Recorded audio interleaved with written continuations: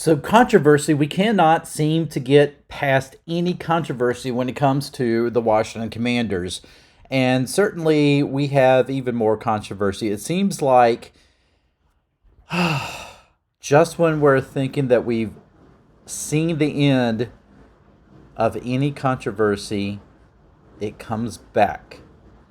And this time it is in the form of something that Ron Rivera had said as far as searching for quarterbacks last season. He said he threw this wide cast, this wide net out, no stone unturned. And there was even something that was said about even reaching out to a retired former Colts quarterback Andrew Luck. Well, Jim Irsay came out this week and basically said that any team that has contacted Andrew Luck in terms of trying to poach him back into the NFL, that is considered tampering and he will press charges, or I'm paraphrasing, but obviously Jim Irsay was quite upset with this.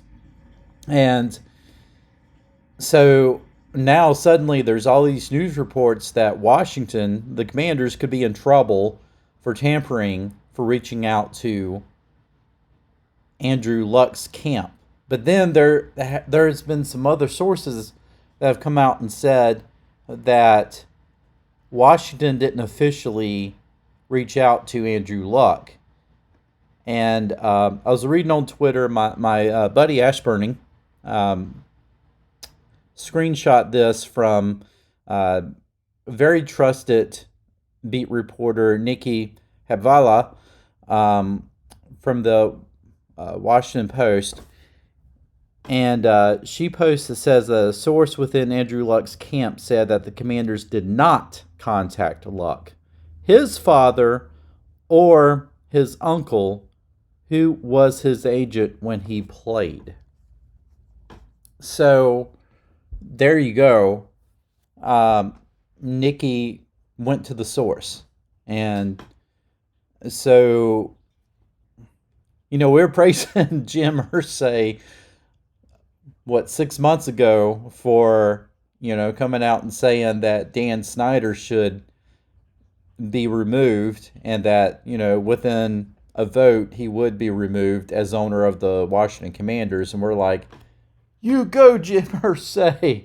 And now Jim Irsay comes out and attacks the Commanders for possibly tampering, wanting to reach out to Andrew Luck allegedly. And then we're like, you go away, Jim Irsay. I mean, it is, yeah. There's never a dull moment with the Washington Commanders. I will say this: if in fact that the Commanders did reach out, I mean,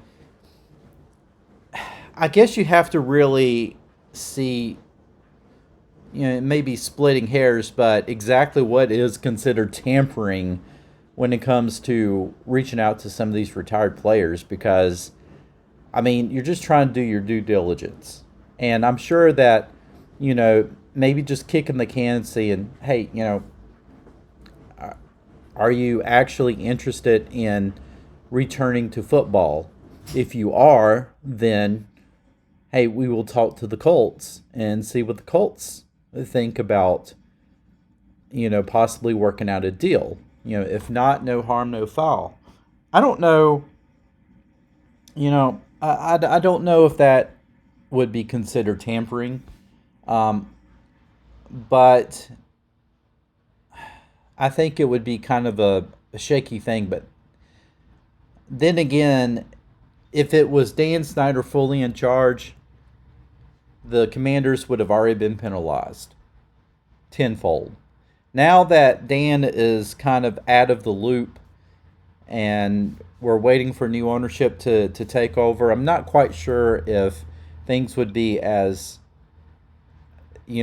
challenging for the Commanders. I mean, you don't, as an NFL commissioner, the last thing you want to do is to bring on a new owner of a franchise and then to turn around and penalize them. I mean, that would not be a very good welcome to the NFL. So I don't see this materializing. And of course, I don't ever see Andrew Luck coming back to the NFL. All right, folks, let me know what you think in the comments below. Um, Andrew Luck not coming back to the NFL and definitely not coming back to the Commanders. If you like this video, please give it a like, give it a comment, share it with your friends, share it with your Colts buddies. And with that said, I'll see you in the next one. Hey, you stayed until the very end. Thank you so much. Watch another one right now.